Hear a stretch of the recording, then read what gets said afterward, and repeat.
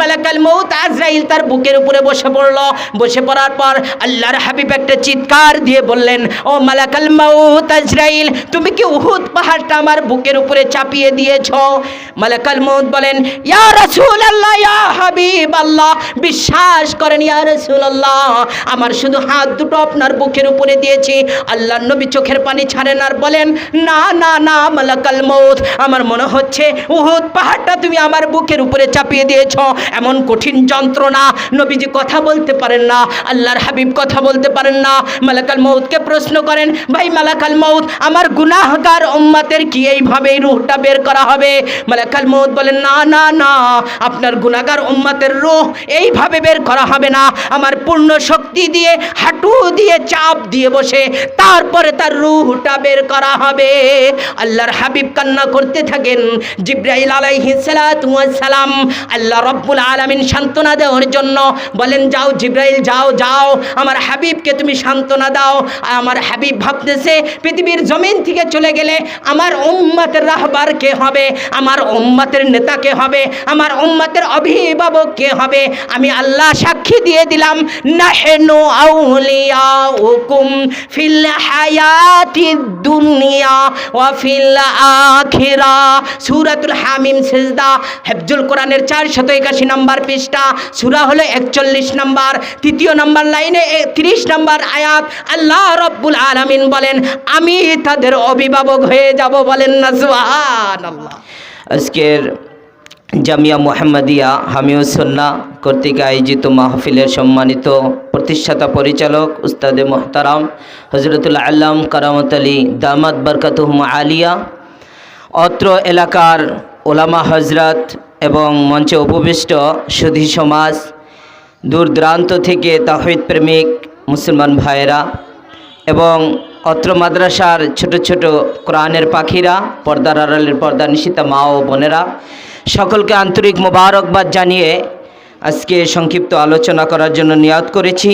কোরআন এবং হাদিস থেকে আল্লাহ রাব্বুল ইজ্জত যেন তৌফিক দান করেন অল্প কিছু সময়ে মূল্যবান কথা বলার জন্য। আমাদের মা বোনেরা এসেছেন, তাদের উদ্দেশ্য করেও কিছু কথা বলবো। পবিত্র কোরআনের সূরাতুল আনকাবুত 56 নম্বর আয়াতে কারিমা তেলাওয়াত করেছি। এই আয়াতের যে তর্জমা সরল অর্থ, আল্লাহ রাব্বুল আলামিন বলেছেন প্রত্যেক নফসের মৃত্যুবরণ করতে হবে, মৃত্যুর স্বাদ ভোগ করতে হবে। আল্লাহর হাবিব বলেছেন মিশকাত শরীফের হাদিসে যে তোমরা অধিক পরিমাণে মৃত্যুকে স্মরণ করো, কেননা মৃত্যুর স্বাদ যন্ত্রণা তোমাদেরকে একদিন একদিন ভোগ করতেই হবে, এর মজা তোমাদেরকে নিতে হবে। আসুন আমরা এই দুটি কোরআন এবং হাদিসের সমন্বয়ে তর্জমা অ্যাডজাস্ট করে একটা কথা বোঝার চেষ্টা করি। নবীজি বললেন তোমরা অধিক পরিমাণে মৃত্যুকে স্মরণ করো, মৃত্যুর স্বাদ ভোগ করতে হবে। আল্লাহ রাব্বুল ইজ্জত বললেন যার নফস রয়েছে তার মৃত্যুর স্বাদ ভোগ করতে হবে। ইংরেজিতে যে ভাইয়েরা বলেন ম্যান ইজ মর্টাল, মানুষ মরণশীল, মানুষ মরণশীল, কথা 100-এ সঠিক নয়। মানুষ মরণশীল নয়, শুধু মানুষ কেন মরণশীল হবে? যার জীব রয়েছে, আল্লাহ রাব্বুল ইজ্জত বলেছেন নফস, কুল্লু নফস, যার জীব রয়েছে, আত্মা রয়েছে, জীবন রয়েছে, তার মরণশীল, তার একদিন না একদিন মৃত্যুর স্বাদ ভোগ করতে হবে। তাহলে মানুষ মরণশীল কেন বলা হয়? আল্লাহ রাব্বুল আলামিন দুটি জাতিকে সম্মান দিয়েছেন, মানুষ এবং জিন জাতি। এই জন্য আমরা দৈনন্দিন চলতে ফিরতে হিসাব নিকাশে মানুষকে ফলো করি। এই জন্য আমার ভাইরাও বলে মানুষ মরণশীল।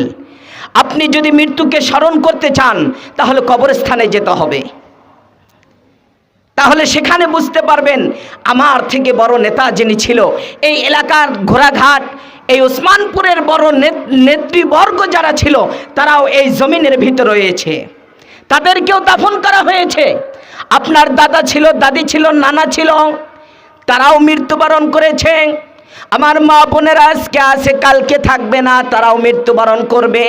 আজকে আমরা যারা আলোচনা করি এবং শুনি আজকে আছি কালকে থাকবো না, আমাদের মৃত্যুবরণ করতে হবে। মেডিকেলে গেলে আপনি বুঝতে পারবেন যে তাহলে আল্লাহর ধরা হলো কঠিন ধরা। আপনি কোটি কোটি টাকার মালিক হলেও আপনার সেখানে গিয়ে কাতরাতে হয়, অসুস্থ হয়ে পড়ে থাকতে হয়, ডাক্তারের সাজেশনে আপনাকে চিড়ামুড়ি খেতে বলে, আপনি বিছানা সোফায় থাকতে পারবেন না। মেডিকেলে গেলে আপনার অহংকার দূর হয়ে যাবে, কবরস্থানে গেলে মালিকের কথা স্মরণ হবে, ঠিক কিনা বলেন? এই জন্য আমি বলতেছিলাম প্রত্যেক নফসের জীবন, এই জীবন যত রয়েছে, বর্তমান থিওরি উদ্ভিদগণ যারা রয়েছে, যারা গাছ নিয়ে গবেষণা করে, তারাও বলেছে গাছেরও জীবন রয়েছে। তা না হলে একটি গাছ কেন মারা যায়? গাছও মারা যায়। এই পৃথিবীর মধ্যে যত বিধান রয়েছে, যত প্রাকৃতিকভাবে আমাদের দৃশ্য রয়েছে, এই দৃশ্যগুলো আপনি অস্বীকার করতে পারবেন সাময়িকের জন্য, অথবা আপনি কুফরি করে অস্বীকার করবেন যে আল্লাহ আমাকে খাওয়ায়, এটা আমি বিশ্বাস করি না, বলেন নাউজুবিল্লাহ। আল্লাহ আমাকে পালেন, এটা আমি বিশ্বাস করি না। আল্লাহ ইজ্জত দেন, আমি বিশ্বাস করি না, এভাবে আপনি বলতে পারেন। কিন্তু একটি মাত্র ওয়ানলি ওয়ান বিষয়, সাবজেক্ট, তা হলো মৃত্যু, তা আপনার অস্বীকার করার মতো শক্তি নেই। আপনার মৃত্যু আপনি অস্বীকার করলেও আসবে 100 আপনি যদি স্বীকার করেন তাও আসবে, স্বীকার না করলেও আসবে। সময় মতো আপনাকে চেপে ধরবে আজরাইল। আপনি বলতে পারেন দাড়ি রাখি নাই, আমার বয়স হয় নাই, বয়স হলে দাড়ি রাখবো। ও ভাই, আপনার কখন বয়স হবে? এর আগেই তো আজরাইল চাপতে ধরবে। আপনি বলতে পারেন মাত্র একটি সন্তান মা হয়েছি আমি, এখনই নামাজ কালাম পড়তে হবে না। একটি সন্তানের মা হতে গিয়ে আপনি পৃথিবী থেকে চলে যেতে পারেন। মৃত্যু আপনাকে আঁকড়ে ধরবেই। পৃথিবীর সব কিছু অস্বীকার করলে মৃত্যুকে অস্বীকার করার মতো সুযোগ কারো নেই। তার প্রমাণ হলো আমার দাদারা চলে গিয়েছে, এবং কাফের, বেদিন, ইহুদি, খ্রিস্টান, নাছাড়া পৃথিবীর জমিনে যারা ছিল, শক্তিধারী বাদশাহ সাদ্দাত, সেও পৃথিবীর জমিন থেকে চলে গিয়েছে। আমাদের বাংলার জমিনে যারা ছিল তারাও চলে গিয়েছে, বাংলার বহির্ভূষ্টে যারা ছিল তারাও চলে গিয়েছে। ইহা তককে আমাদের নবী, বিশ্ব নবী রাহমাতাল লিল আলামিন পৃথিবীর জমিন থেকে চলে গিয়েছে। তাহলে মৃত্যুর কবল থেকে, মৃত্যু নামক যন্ত্রণা থেকে আমি আপনি কখনো বাঁচতে পারবো না। মৃত্যু আমাকে আঁকড়ে ধরবেই। প্রশ্ন থাকতে পারে, হুজুর, যেই মালাকাল মউত আমাদের জানটা বের করেন, ওই মালাকাল মউত কি তার মৃত্যু হবে কিনা? তারও কি মৃত্যুর স্বাদ ভোগ করতে হবে কিনা? আল্লাহ রব্বুল আলামিন বলেছেন মালাকাল মউতেরও মৃত্যু হবে। মালাকাল মউত যিনি আজরাইল, তারও মৃত্যু হবে। মৃত্যু নামক মাখলুক, আল্লাহ রব্বুল আলামিন যে মাখলুক তৈরি করেছেন মৃত্যু, এই মউত, ইনডেট, এই মৃত্যুরও একদিন মৃত্যু হবে। আল্লাহ রব্বুল আলামিন মৃত্যু নামক একটি জানোয়ার তৈরি করবেন। এই জানোয়ারকে জান্নাত এবং জাহান্নামের মাঝখানে, সেই জায়গায় আল্লাহ রব্বুল আলামিন কোরবানি করে দিবেন, বলেন না সুবহানাল্লাহ। তাহলে মৃত্যুরও মৃত্যু হবে, আজরাইলেরও মৃত্যু হবে, আর বাকি ফেরেশতার মৃত্যু হবে না? কথা বলেন, মৃত্যু হবে না? এখন ফেরেশতার যদি মৃত্যু হয়, মালাকাল মউতের যদি মৃত্যু হয়, তাহলে আমার মৃত্যু হবে কি না? প্রশ্ন এটা, হবে কি না? আমারও মৃত্যু হবে। বাগদাদ শহরের ছোট্ট একটি এক্সাম দিয়ে আমার নবীজির কাহিনীতে যাব, এরপর মা বোনের কথাগুলো বলবো, সময় বেশি নেব না ইনশাআল্লাহ, অল্প সময়ের মধ্যে শেষ করব।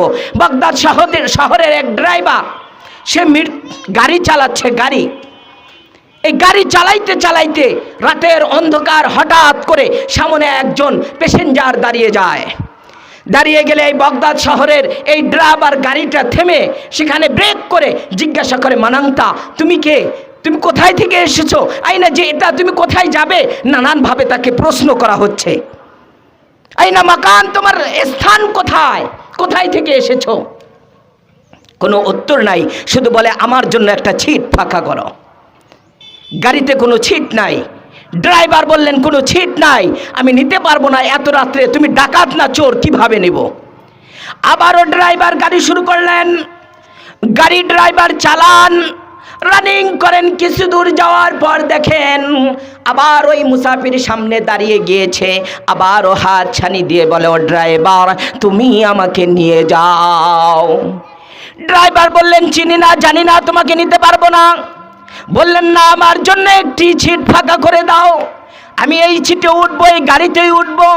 আবার ওই ড্রাইভার তাকে রেখে চলে যায় সামনের দিকে। সামনের দিকে চালাইতে চালাইতে প্যাসেঞ্জাররা প্রশ্ন করে, ও আমার ড্রাইভার ভাই, তুমি মাঝে মাঝে গাড়িটা কেন ব্রেক করো?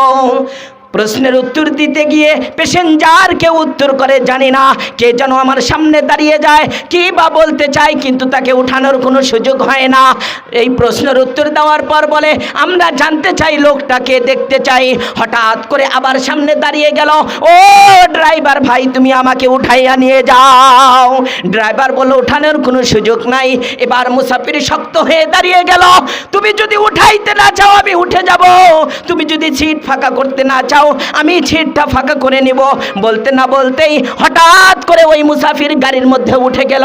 উঠে যাওয়ার পর ড্রাইভারের রুহটা যখন বের করে ফেললো, তার সিটের মধ্যে বসে গেল। গাড়ি আর সামনের দিকে চলে না, পিছন থেকে বলে, ড্রাইভার ভাই তুমি গাড়ি কেন চালাও না? গাড়িটা চালাও, রাতের অন্ধকার হয়ে যাচ্ছে, আমাদের গন্তব্যস্থানে যেতে হবে, গাড়িটা চালাও। ড্রাইভারের স্থানে তো আসল ড্রাইভার বসে গিয়েছে, গাড়ি আর চলে না, ড্রাইভারের কাজ করে চলে গিয়েছে। তারা 1 মিনিট 2 মিনিট পর ড্রাইভারকে যখন হরকত করলো, নড়াছড়া করলো, ড্রাইভার আর নড়াছড়া করে না। কারণ হলো ড্রাইভার সাড়া দিয়েছে সেই উপরে মালিকের ডাকে। কার ডাকে সাড়া দিয়েছে? তা আমি বুঝাইতে চাই, আপনি যদি সিট ফাঁকা না করেন তাও সিট ফাঁকা করে নেবে, আপনি যদি বসতে না দেন তাও বসে যাবে, আপনি যদি তাকে নিষেধ করেন তাও সে এসে যাবে। মৃত্যু আপনার পারমিশন নিয়ে কখনো আসবে না। এই জন্য আমরা যখন মানুষকে কবর দেই, মানুষকে দাফন করি, আমরা সবাই যারা কোরআন হাদিস জানি না বুঝি না তারাও বলি, মিনহা খলাকনাকুম ওয়া ফিহা নুঈদুকুম ওয়া মিনহা নুখরিজুকুম তারাতান উখরা। যেখান থেকে সৃষ্টি তুমি, মাটি থেকে সৃষ্টি তুমি, মাটিতে দাফন, সেখান থেকে উঠতে হবে রাখিও স্মরণ। মাটি থেকে সৃষ্টি তুমি, মাটিতে দাফন, মাটি থেকে উঠতে হবে রাখিও স্মরণ। এখন যেই মাটিতে আপনার কবর হবে, আমরা আপনাকে প্যাকেট করে নিয়ে সেই কবর দেওয়ার জন্য সর্বপ্রথম যে মাটিটা দেই, আমরা একজন দাঁড়িয়ে বলি, মিনহা খলাকনাকুম ওয়া ফিহা নুঈদুকুম, এভাবে বলি আর মাটিগুলো চাপা দিয়ে দেই, আর শেষে বলে দেই, বিসমিল্লাহি ওয়া আলা মিল্লাতি রাসূলিল্লাহ। কি বলি? বিসমিল্লাহি ওয়া আলা মিল্লাতি রাসূলিল্লাহ। এর মানে হলো যে আপনি সারা জীবন আকাম কুকাম গুন্ডামি রাহাজানি যত প্রকার কাজ করেছেন, এরপরও নবীর ভালোবাসায় একটু বলে দেই যে, হে মালিক, আপনি তাকে উম্মত হিসাবে আপনার নবীর উম্মতের তরিকায় আমরা রেখে দিলাম, আপনি গুনাহগুলো মাফ করে দিয়েন। বলেন সুবহানাল্লাহ। তাহলে মরণ আপনাকে ছাড়বে না, কোশ্চেন কালেও ছাড়বে না, কাউকে ছাড়বে না, আপনি বিশ্বাস করলেও ছাড়বে না, না করলেও ছাড়বে না। মরণ আপনাকে আঁকড়ে ধরবেই ধরবেই ধরবে। মৃত্যু আপনার আসবেই। আমার নবী, বিশ্ব নবী রাহমাতুল লিল আলামিনও মৃত্যুবরণ করেছেন, আপনারও মৃত্যুবরণ করতে হবে, এটা বিশ্বাস করতে হবে আপনার। নবীজি সাল্লাল্লাহু আলাইহি ওয়াসাল্লাম একটি জানাজায় ছিলেন। জানাজা থেকে আসার পথে হঠাৎ করে আল্লাহর নবী, বিশ্ব নবী রাহমাতুল লিল আলামিনের অসুস্থতা শুরু হয়ে গেল। নবীজি বুঝতে পারলেন, নবীকে বিষ পান করানো হয়েছিল খাইবারের যুদ্ধতে ছাগলের গোশতের ভিতরে। এই বিষের রিয়াকশন মাঝে মাঝেই হতো। আল্লাহর হাবিব ভাবতেছিলেন, সম্ভাবনা আমার এই বিষের রিয়াকশন হয়েছে। এই জন্য তার স্ত্রী সাহেবা যারা ছিল তাদেরকে বলল, দেখো তোমরা যদি অনুমতি দাও তাহলে আমি আয়েশা সিদ্দিকার ঘরে রাত যাপন করব। স্ত্রীরা বলল, ইয়া রাসূলুল্লাহ, ইয়া হাবিবাল্লাহ, আপনার প্রিয় স্ত্রী হলো আয়েশা সিদ্দিকা, আবু বকর সিদ্দিক আপনার বন্ধুর মেয়ে, আপনার গাড়িছরের বন্ধু, যেই বন্ধু আপনাকে সেই মেরাজের রজনীতে আসার পর বলেছিল যে আমার হাবিব বলেছে যে আল্লাহ রব্বুল আলামিন আমাকে মেরাজ করেছেন, আমি বিশ্বাস করে নিলাম, বলেন সুবহানাল্লাহ। যেই বন্ধু বলেছিল আমি নবী, সঙ্গে সঙ্গে আবু বকর সিদ্দিক বলেছিল ইয়া রাসূলুল্লাহ আমি আপনাকে বিশ্বাস করে নিলাম। যেই বন্ধু আপনার গাড়ি ছড়েছিল, ব্যবসাতে ছিল, তারই একজন কলিজার টুকরা আপনার স্ত্রী, তার কাছে থাকবেন, আমরা অনুমতি দিয়ে দিলাম, বলেন সুবহানাল্লাহ। নবীজি যতদিন জীবদ্দশায় ছিলেন তার সামনে কেউ নামাজ পড়াইতে পারে নাই, ইমাম হতে পারে নাই। খাতামুন নবিয়্যিন বিশ্বনবী রাহমাতুল লিল আলামিন, তার সামনে, নবীর সামনে, ইমামের সামনে যে কোনো নবী পর্যন্ত ইমামতি করে নাই, কোনো সাহাবা ইমামতি করতে পারবে? সম্ভব না। নবীজি সাল্লাল্লাহু আলাইহি ওয়াসাল্লাম 3 থেকে 5 দিন এত গভীরভাবে অসুস্থ হয়ে পড়লেন, নবীজি কথা বলতে পারেন না, উঠতে পারেন না, নামাজে যেতে পারেন না, মসজিদে নববীতেও যেতে পারেন না।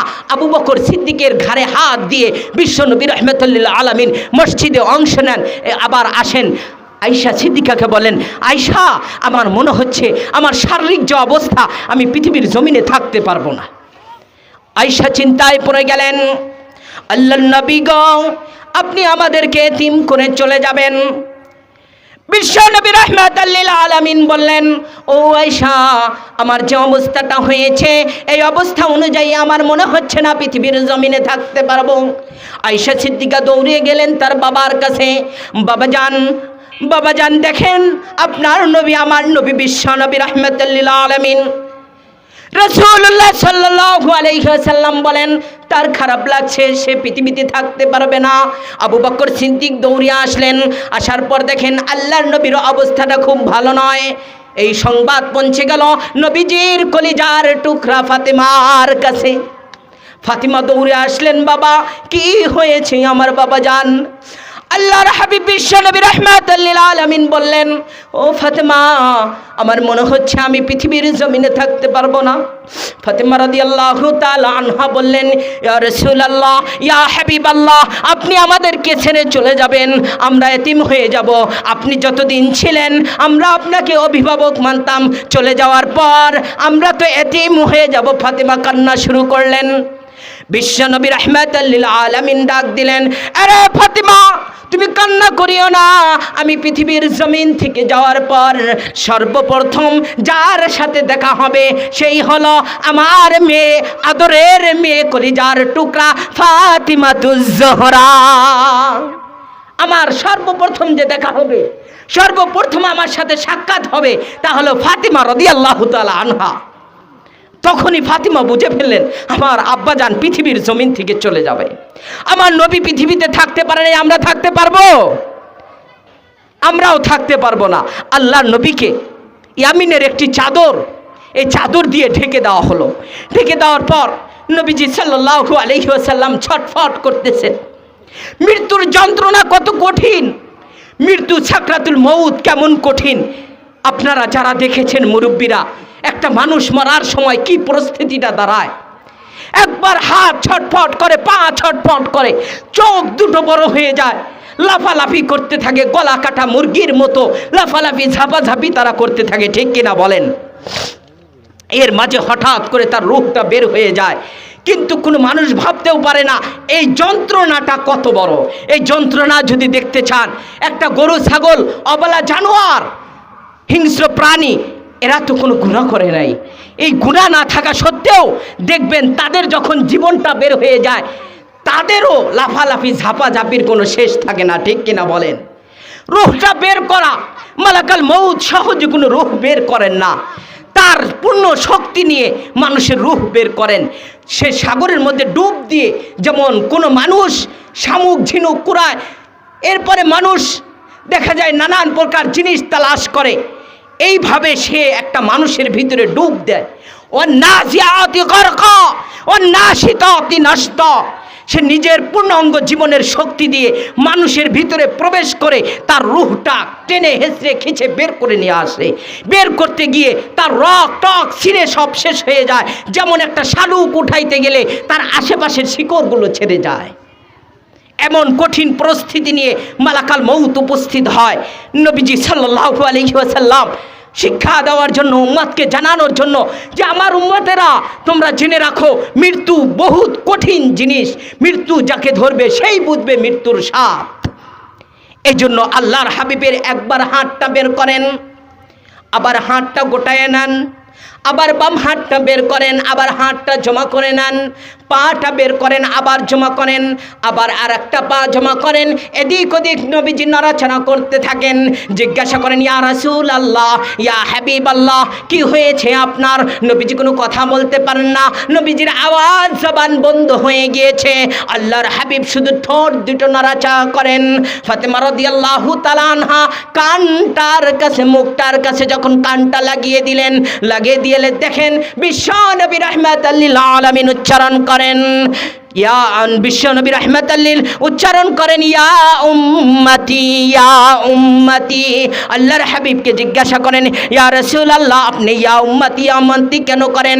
আল্লাহর হাবিব বলেন, নাহনু আউলিয়াউকুম ফিল হায়াতিদ দুনিয়া ওয়া ফিল আখিরাহ। এতদিন পর্যন্ত দুনিয়া এবং দুনিয়ার মধ্যে যারা তোমরা ছিলাও তাদের অভিভাবক আমি ছিলাম। আল্লাহর ওয়াদা ছিল যতদিন আমি থাকব ততদিন সমূলে কোনো গজব আসবে না। এই জন্য ভয় হচ্ছে আমি চলে যাওয়ার পর তোমাদের উপর কোনো গজব আসবে কিনা। আমার ভয় হচ্ছে যে আমি চলে যাওয়ার পর আমার উম্মতেরা নামাজ পড়বে কিনা। আসুন, আমাদের নামাজের কত অবহেলা, আমাদের নামাজের কত গাফিলাতি। আমরা সব কাজ করতে পারি, যখন নামাজটা সামনে আসে তখনই ঘড়িটা দেখি আমার সময় নেই, আমার অফিসের সময় হয়ে যায়, আমার রান্নার সময়টা হয়, আমার খাট বিছানা রান্না সব কিছুর সময় পাই। মা বোনেরা নামাজের সময়টা পায় না। একটি মা বোনদের বিয়ে দেওয়ার সময় তার দাদা এবং দাদি নানিরা বলে যে দেখো অনেক সুন্দর কোরআন তেলাওয়াত করতে পারে।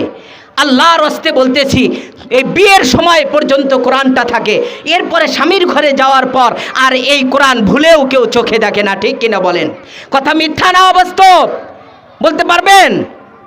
সত্য ঘটনা। বিয়ের সময় সুন্দর কোরআন তেলাওয়াতের মাসআলা দিয়ে আপনার সাথে বিয়ে দেওয়া হয়, ঘরে আসার পর দেখা যায় যে ওই কোরআনের ভিতরে এত পরিমাণ ময়লা পড়ে যায়, কোরআনটা পরিষ্কার করার সুযোগ আমার মা বোনদের হয় না। তাহলে সব সময় হয়, নামাজের সময় হয় না, সব সময় হয় কোরআন তেলাওয়াতের সময় হয় না, সব সময় হয় আল্লাহকে ডাকার জিকিরের সময় আমার হয় না, সব সময় হয় কিন্তু মালিকের কাছে যে বসে আমরা ইস্তেগফার করব এই সময়টা হয় না। ঠিক কিনা বলেন? এসব কিছু ছেড়ে চলে যেতে হবে, এটা আপনার স্মরণ রাখতে হবে।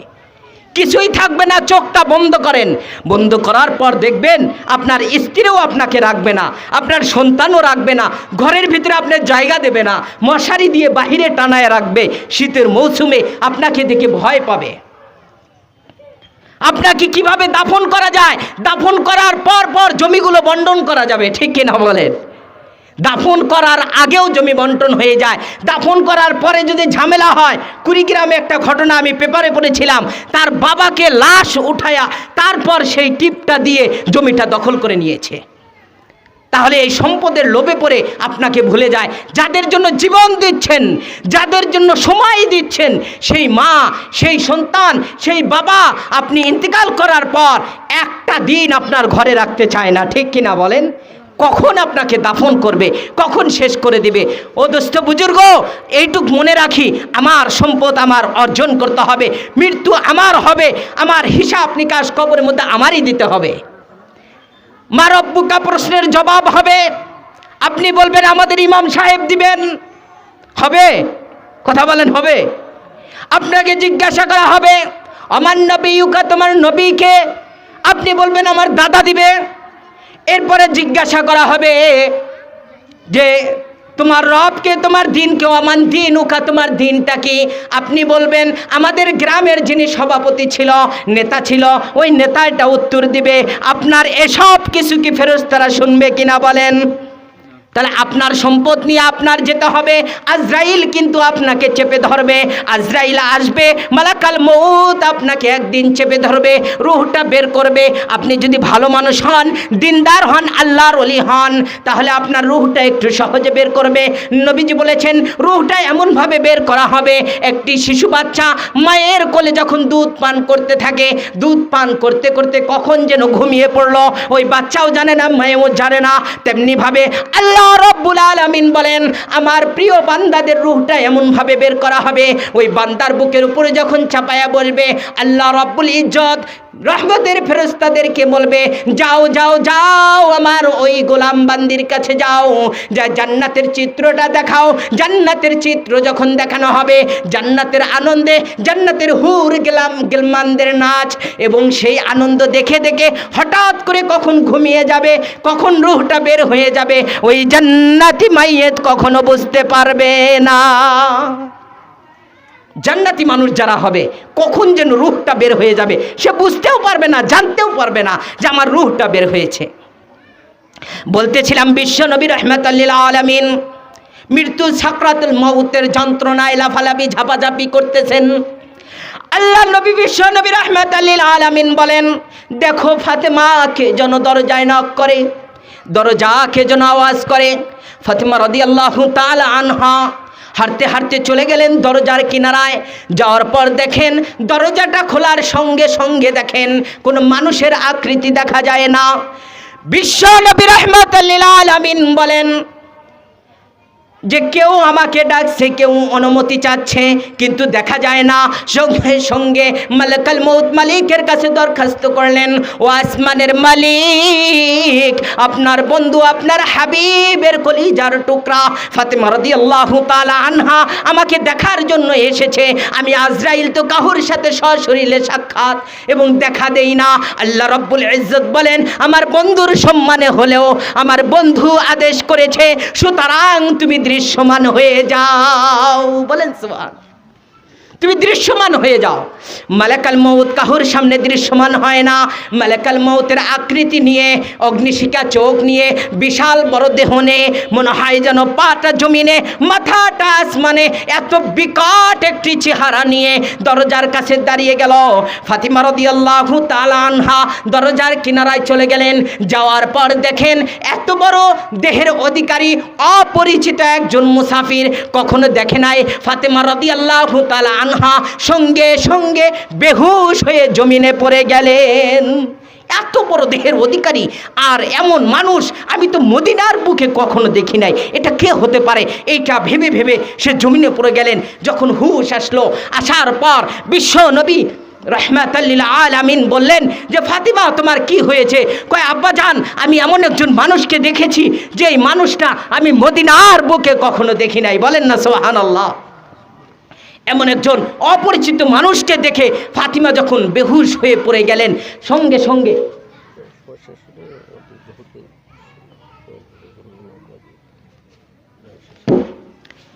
বিশ্ব নবী রাহমাতুল লিল আলামিন বললেন ফাতিমা তুমি কি দেখেছো, কি হয়েছে? ফাতিমা বললেন বাবাজান আমি এমন একজন মানুষকে দেখেছি যেটা মদিনার জমিনে কাউকে আমি দেখি নাই। আল্লাহর নবী বললেন ফাতিমা রে, এমন মানুষকে তুমি দেখেছো যে এই মানুষটা মদিনার বুকে দেখো নাই। মদিনার বুকে ওই মানুষ কখনো দৃশ্যমান হয় নাই। এই মানুষ কারোর অনুমতি নিয়ে কখনো কোথায়ও যায় না, আসে না। আল্লাহ রব্বুল আলামিন আমার সম্মানের জন্য অনুমতির ব্যবস্থা করেছেন। আমি হাবিবকে ভালোবেসে, আমি হাবিবের মুহাব্বতে, আমি হাবিবকে বন্ধু হিসাবে গ্রহণ করার পর আমি মুহাম্মাদের ভালোবাসার কারণে অনুমতি দিয়েছেন তাকে আসতে দাও, আসতে দাও, ভিতরে আসতে দাও। মালাকুল মউত ভিতরে প্রবেশ করলেন। আজরাইল প্রবেশ করার পর আল্লাহর হাবিবকে সালাম করলেন, ইয়া রাসূলুল্লাহ, ইয়া হাবিবাল্লাহ, আসসালামু আলাইকুম ইয়া রাসূলুল্লাহ। বিশ্বনবীকে বললেন নবী আপনার কাছে এসেছি, আল্লাহ রাব্বুল আলামিন অনুমতি দিয়েছেন। হুজুর আপনি যদি বলেন যে আপনি পৃথিবীর জমিন জমিনে থাকবেন, তাহলে থাকার জন্য ব্যবস্থা করা হবে, আল্লাহ রাব্বুল আলামিন আপনাকে পারমিশন দিবেন। আর যদি বলেন না আমি চলে যাব, আল্লাহ রাব্বুল আলামিন রূহটা বের করার জন্য অনুমতি দিয়েছেন।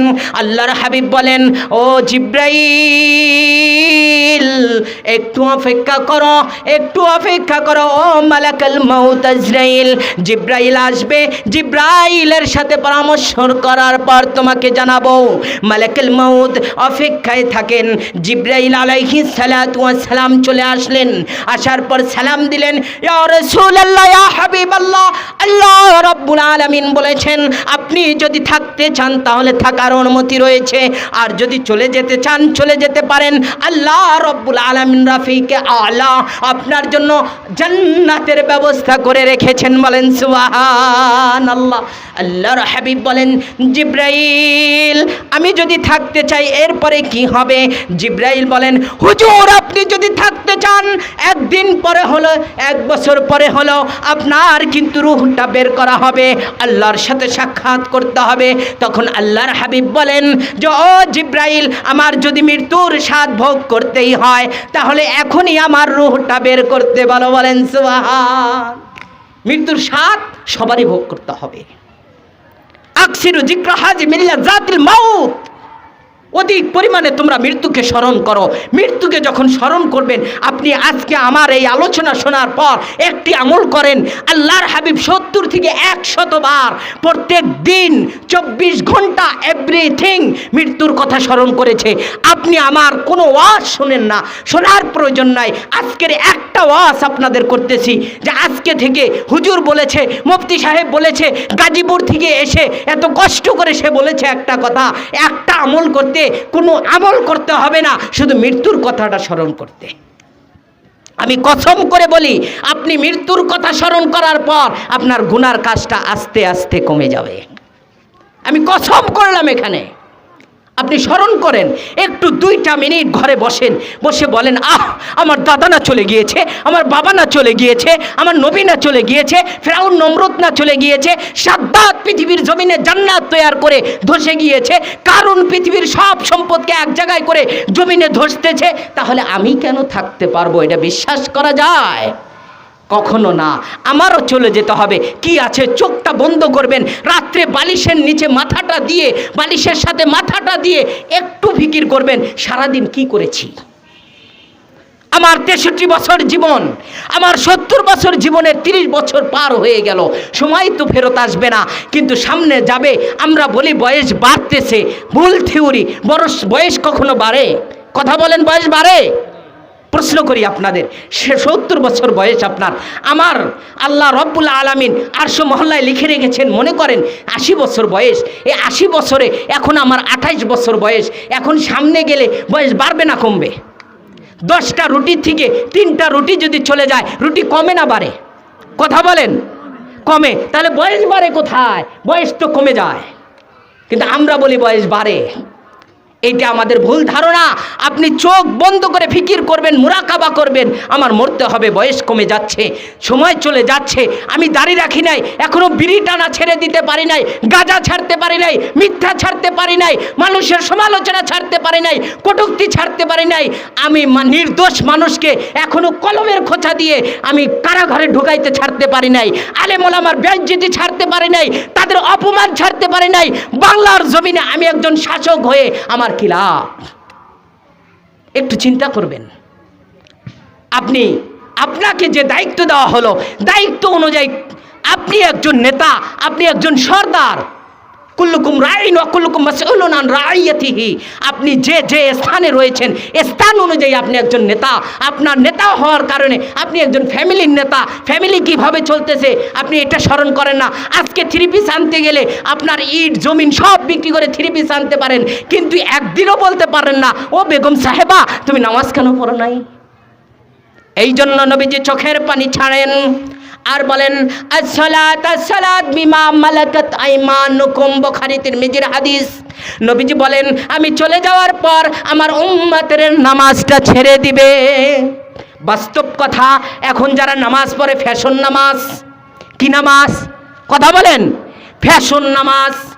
জুমার দিনে আসে শুধু, এরপরে আগের কাতারে দাঁড়িয়ে যায়, আবার সে আয়নার মতো সেইটাই সে চেহারা দেখতে থাকে। মালিকের সামনে দাঁড়িয়েছে, এইটা দেখতে থাকে না তার চেহারাটা কেমন, সেখানে দাড়িগুলো লাড়তে থাকে, মনে হয় যেন চেরেনি করতেছে। এমন নামাজগুলো আদায় করা হয়, পোশাক নিয়ে সূরা ফাতিহা জানে না, মাসলা মাসাইল জানে না, আগের কাতারে দাঁড়িয়ে হুঙ্কার ছাড়ে। এই জন্য এ জাতীয় নামাজ হবে না কিয়ামতের ময়দানে। নামাজগুলো পুটলা করে আপনাকে নিক্ষেপ করা হবে। সুতরাং নামাজ হতে হবে সহি, নামাজের মাসলা মাসাইল জানতে হবে, যার জন্য মাসআলা জানার জন্য ফ্যাক্টরি মাদ্রাসা। আল্লাহর হাবিব বলেন যে আমি চলে যাওয়ার পর নামাজ ছেড়ে দিবে উম্মতরা। নবীজি সাল্লাল্লাহু আলাইহি ওয়াসাল্লাম অনুমতি দিলেন। রাসূল সাল্লাল্লাহু আলাইহি ওয়াসাল্লাম অনুমতি দেওয়ার পর মালাকুল মউত আজরাইল তার বুকের উপরে বসে পড়ল। বসে পড়ার পর আল্লাহর হাবিব একটা চিৎকার দিয়ে বললেন, ও মালাকুল মউত আজরাইল, তুমি কি উহুদ পাহাড়টা আমার বুকের উপরে চাপিয়ে দিয়েছো? মালাকুল মউত বলেন, ইয়া রাসূলুল্লাহ, ইয়া হাবিবাল্লাহ, বিশ্বাস করেন ইয়া রাসূলুল্লাহ, আমার শুধু হাত দুটো আপনার বুকের উপরে দিয়েছি।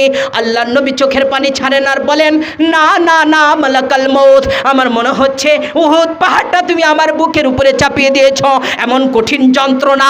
নবীজি কথা বলতে পারেন না, আল্লাহর হাবিব কথা বলতে পারেন না। মালাকুল মউতকে প্রশ্ন করেন, ভাই মালাকুল মউত, আমার গুনাহগার উম্মতের কি এইভাবেই রূহটা বের করা হবে? মালাকুল মউত বলেন, না না না, আপনার গুনাহগার উম্মতের রূহ এইভাবে বের করা হবে না। আমার পূর্ণ শক্তি দিয়ে হাঁটু দিয়ে চাপ দিয়ে বসে তারপরে তার রূহটা বের করা হবে। আল্লাহর হাবিব কান্না করতে থাকেন। জিবরাইল আলাইহিস সালাতু ওয়াস সালাম আল্লাহ রাব্বুল আলামিন সান্ত্বনা দেওয়ার জন্য বলেন, যাও জিবরাইল, যাও যাও, আমার হাবিবকে তুমি সান্ত্বনা দাও। আমার হাবিব ভাবতেছে পৃথিবীর জমিন থেকে চলে গেলে আমার উম্মতের রাহবার কে হবে, আমার উম্মতের নেতা কে হবে, আমার উম্মতের অভিভাবক কে হবে? আমি আল্লাহ সাক্ষী দিয়ে দিলাম, নাহনু আউলিয়াউকুম ফিল হায়াতিদ দুনিয়া ওয়া ফিল আখিরা। সূরাতুল হামিম সিজদা, হিফজুল কোরআনের 481 নম্বর পৃষ্ঠা, সূরা হলো 41 নম্বর, 3 নম্বর লাইনে 30 নম্বর আয়াত। আল্লাহ রাব্বুল আলামিন বলেন, আমি তাদের অভিভাবক হয়ে যাব। বলেন না সুবহানাল্লাহ। আপনি যদি ঈমান আনেন, নামাজ পড়েন, মা বাবার খেদমত করেন, আল্লাহ বললেন অভিভাবক হয়ে যাব আমি। আর তোমরা আমাকে স্মরণ করো, আমাকে ভয় করো। ভয় হলো 3 প্রকার, সময়ের অভাব, আমি শুধু নামগুলো বলে যাই। একটা ভয় হলো মানুষের ভয়। কিসের ভয়? মানুষের ভয়। মাদ্রাসা করেছি, এই এলাকার নেতা খেতা কখন চাপদা ধরবে, আওয়ামী লীগের ক্যাডার ম্যাডার যা আছে তারা এসে কখন গলা চিপদা ধরবে, এটা একটা ভয়। ভয় কিনা বলেন? আমি তো বিএমপি করি, আমার একটা ভয় আছে। আমি হুজুর মানুষ, যদি কোরআনের কথা বলতে যাই, মামুনুল হকের কথা বলতে যাই, সাইদির কথা বলতে যাই, তাহলে তো আমাকে চাপ দিয়ে ধরবে। এই একটা ভয়। এই ভয় থেকে তোমাকে বের হইতে হবে। 2 নম্বর ভয় হলো পশু পাখির ভয়, হিংস্র প্রাণীর ভয়। জঙ্গলে যাবেন, কখন আপনাকে বাঘে খাবে বা না আপনার বাঘে ধরবে, এই জন্য একটা ভয় আসে কিনা বলেন? একা একা জঙ্গলে যাচ্ছেন, আপনার ভয় আসতেছে কখন যেন হিংস্র প্রাণী আমাকে ধরে বসবে, এই একটা ভয়। এই 2টা ভয় আর লালসা, লোভ থেকে আপনি বের হয়ে যখন আল্লাহর সাথে ইস্তেকামাত ঠিক করতে পারবেন, মালিক সব কিছু কর্নেওয়ালা জাত, মালিক সব কিছু করবেন। আমি কোনো বান্দাকে ভয় করি না, কোনো জীবজন্তুকে ভয় করি না। যদি তারা আমাকে আঘাত করে, খেয়ে নেয়, এটা মালিকের আদেশেই খাইতে পারবে। ঠিক কিনা বলেন? এই ভয় যখন বের করে একমাত্র আল্লাহর ভয় আপনার অন্তরে আসবে, তখনই মৃত্যুর কথা আপনার স্মরণ আসবে। আল্লাহ রব্বুল আলামিন বলেছেন, দেখো আমার তাকওয়া, আমার ভয় তুমি অর্জন করো। ইয়া আইয়ুহাল্লাযীনা আমানু তাকুল্লাহ হাক্কা তুকাতি ওয়া লা তামুতুন্না ইল্লা ওয়া আনতুম মুসলিমুন। তুমি মুসলমান যদি হতে চাও, শুধুমাত্র কেবলমাত্র আমি রবকে ভয় করো। এই ভয়ের প্রমাণ যারা দিয়েছে, আমি তাদেরকে বলবো তাদের উদ্দেশ্যরী হওয়ার জন্য আমরাও সেই রাস্তায় চলবো। আল্লাহ রব্বুল আলামিন বলেন তাদের উদ্দেশ্যরী, ইয়া আইয়ুহাল্লাযীনা আমানু তাকুল্লাহ, এই আমানু তাকুল্লাহ যারা অর্জন করেছে, আল্লাহর ভয় অর্জন করেছে, তাদের সাথে আমরা থাকবো, তাদের সাথে চলবো। আল্লাহ বলেন তোমাদের নাজাতের জরিয়া হয়ে যাবে। বলেন সুবহানাল্লাহ। নবীজির রূহ বের হয়ে গেল এবং নবীজি সাল্লাল্লাহু আলাইহি সাল্লামকে দাফন কাফন করা হবে। বিশাল আলোচনা। নবীজির জানাজা কে পড়িয়েছে, নবীজি সাল্লাল্লাহু আলাইহি সাল্লামকে দাফন কাফন কে করিয়েছে এটা আমাদের জানার প্রয়োজন আছে কি না? এটা গুরুত্বপূর্ণ একটি বিষয়, এটা অল্প সময়ে আলোচনা করা সম্ভব না। যদি আল্লাহ রব্বুল আলামিন কোনোদিন আবারও তৌফিক দান করেন তাহলে আপনাদের বাকি মাসআলাগুলো এবং আলোচনাগুলো শোনাবো। এর আগে আমি একটি কথা বলি, আমাদের এই দেশ যারা নতুনভাবে মেহনত করেছে তাদের জন্য আমরা দোয়া করব, যারা ক্ষমতাসীন রয়েছে তাদের জন্য দোয়া করব, যারা এর পিছনে রক্ত দিয়েছে তাদের জন্য দোয়া করব।